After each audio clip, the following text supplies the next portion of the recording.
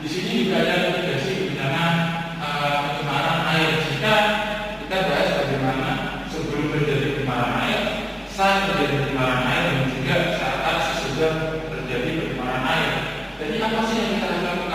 sebelum terjadi pencemaran air. Yang pertama ada yaitu pengelolaan limbah yang baik.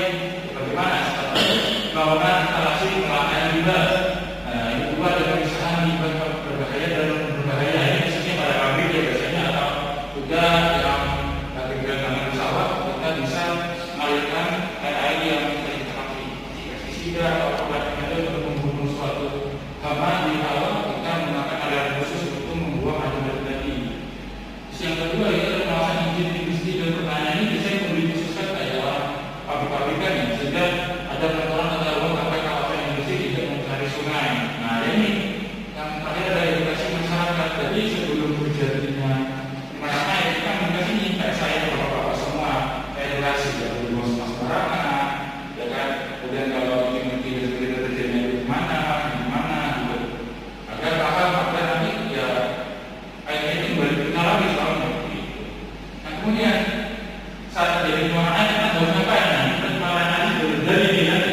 Ya pastinya kita untuk saluran pembuangan limbah sementara dan juga memutus distribusi air yang mengalir. Jadi kita tidak boleh memakai air yang mengalir sebagaimana caranya. Bagaimana caranya? Yaitu pemberian air bersih darurat. Ya, kita mau beli, ya kan? Ataupun ada dari desa lain yang mau berkomitmen membantu kita di desa ini. Contohnya kalau misalnya ini terjadi pencemaran air, juga ini memberi informasi kepada masyarakat agar tidak menggunakan air tercemar. Dan setelah terjadinya pencemaran air, ya, setelah terjadi pencemaran air, kita ngapain? Yaitu pemulihan lingkungan. Yang pertama bioremediasi, yaitu seperti kayak penanaman lingkungan dan membersihkan daerah-daerah sungai yang kotor tadi, ya, yang menggunakan infrastruktur untuk mengurangi polutan organik. Nah di sini juga ada penetapan sanksi. Baik, yang selanjutnya yaitu menetapkan sanksi jika ada pihak melakukan pencemaran.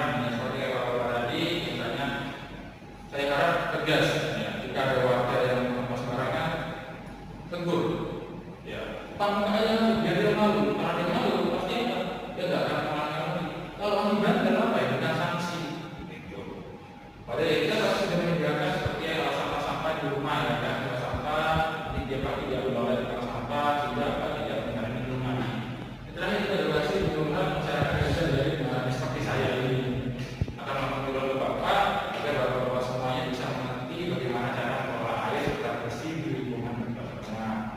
Mungkin itu sekian sih untuk dari dari saya. Mungkin apa bapak ada yang saya tanyakan? Ya boleh, dengan bapak siapa, kenalan dan pertanyaannya. Saya ingin bertanya, nah bagaimana perubahan iklim, misalnya peningkatan intensitas hujan, kekeringan, atau kenaikan air laut secara sinergis memperparah masalah pencemaran air, dan strategi adaptasi serta mitigasi apa yang paling efektif untuk mengatasi interaksi kompleks ini? Kalau dari bapak ini kan pertama pada iklim ya, iklim kita nggak tahu iklim panas, hujan, banjir, maupun katanya apa namanya air laut meningkat. Ya, kita baru dulu kita lokasinya dekat dengan laut atau tidak satu. Kalau tidak dekat dengan laut, ya bapaknya tidak dekat dengan laut, berarti tidak usah untuk tidak usah untuk menyemaskan dan mencemaskan. Iya. Yang kita bisa dalam musim panas dan musim hujan. Nah kalau kita musim panas, ya kita harus percaya airnya benar-benar tidak ada nih atau kering semuanya. Ya kita mau nggak mau kita punya persiapan kedua, yaitu kita membuat satu laki atau menggali bisa menggali air ya dari sumber mata air baru, atau juga bisa kita menyediakan tempat hal yang lain, contoh di tempat air pada sungai, tempat itu tempat penampungan air. Nah ini jika air kering, lebihnya ini kita tampung air dulu. Ya. Untuk apa? Kayak kita kering, kita ada cadangan air. Nah kalau musim hujan, dengan terjadi dengan banjir itu ya pasti gagal lingkungannya airnya, bukan air maksudnya kayak buang sampah sembarangan gitu. Tapi kalau hujannya besar ini kayak terusan bukan banjir, mau nggak mau ada evaluasi sungainya diperbesar. Tuh.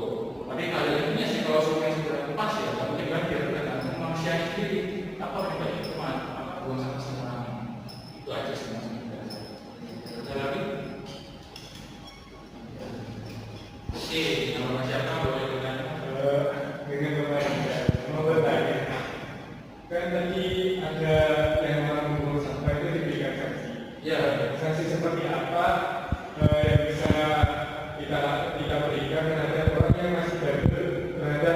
bagaimana lingkungan, bagaimana air yang ada di sini.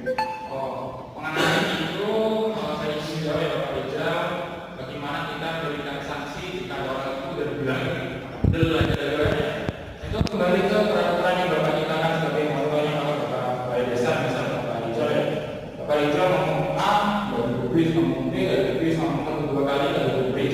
Berikan sanksi yang menurut saya bukan berarti saya menuliskan yang hal jelek ya, maksudnya lebih tegas lagi, lebih tegasnya menyesuaikan dengan keadaan lingkungan bapaknya sendiri. Contoh misalnya, berikan satu sanksi pertama tegur tetap aja benar melawan misalkan. Ya udah kasih sanksi kedua apa? Kalau dia mau buang sampah lagi, misalnya buang sampah lagi memanfaatkan seperti itu, kita punya sanksi yang agak berat. Contoh kalau di Singapura ya, dari Singapura buang sampah sembarangan didenda uang, ya kan? Itu salah satu contoh. Nah itu tergantung bapaknya, bapak mau pakai peraturan seperti itu atau tidak. Bagaimana yang saya tahu itu bapak sendiri itu menyesuaikan bagaimana di lingkungan bapak itu terjadi. Terus kalau saran dari saya ya, menurut bapak yang paling terbaik untuk memberikan sanksi pada masyarakatnya apa? Ya itu yang saya lakukan sendiri saya. Karena kalau saya sendiri yang memberikan sanksi, takutnya tidak cocok dengan yang ada di lingkungannya bapak, sehingga menimbulkan pro dan kontra. Oke, ada lagi? Sudah cukup Mas. Cukup ya, terima kasih ya Bapak semuanya sudah mendengarkan dari saya. Mohon maaf juga waktu